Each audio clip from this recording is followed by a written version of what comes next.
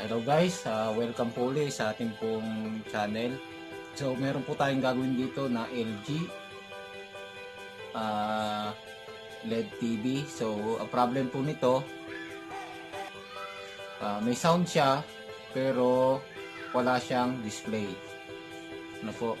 So pagka inopen po natin siya at nilawan mo ng flashlight, so makikita mo naman yung display niya.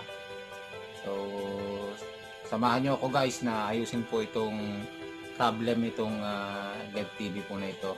Ito po ay 32 inches. So andyan po sa screen yung kanyang model. So simulan na po natin guys.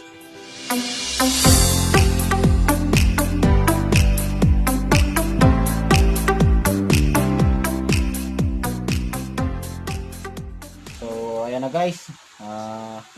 Open na natin siya.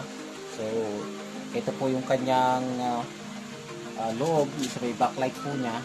Pag niyo po kasi kadalasan pag ganon na may sound siya pero walang display po, kadalasan po kasi backlight yan. So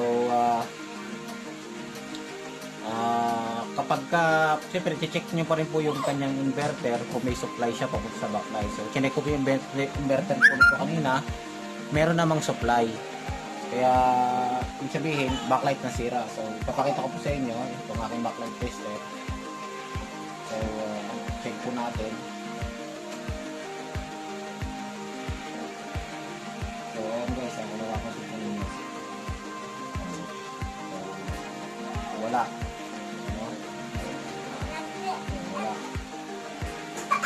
Dapat po ito iilaw kung dito siya. Ayan. So yung isa po rin ito tinanggal ko na kasi sample ko pagka bumili. So papalitan po natin yung backlight po nito guys.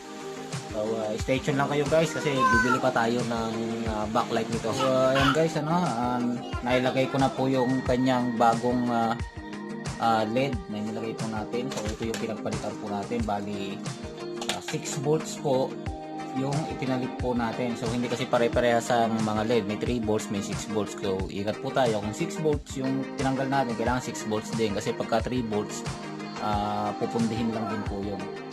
So ngayon ibabalik na natin yung panel po niya para matesting na po natin. So kakabit ko lang siya guys. Stay tuned lang kayo. Ito na guys, kabit ko na. So ngayon may nakatagilid po siya kasi hindi kasi siya kasya dito sa lamesa. So ngayon testingin na po natin. Sa kolong po.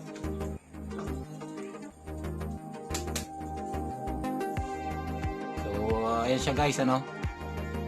Ayan, medyo so wala kasi siyang wala siyang antena. Kaya hindi natin siya matesting sa channel. So ayan, okay na siya guys. Ngayon gagawin na lang po natin, bababa na lang natin yung brightness niya. Kasi wala sa akin yung remote, nandun po sa may-ari. So ayan guys, sana po meron kayong napulot dun po sa ating ginawa ngayon. At syempre guys, huwag niyo pong kakalimutan na mag-subscribe sa channel po natin. Click nyo na rin po yung notification bell para updated po kayo kapag meron po tayong mga bagong video tutorial.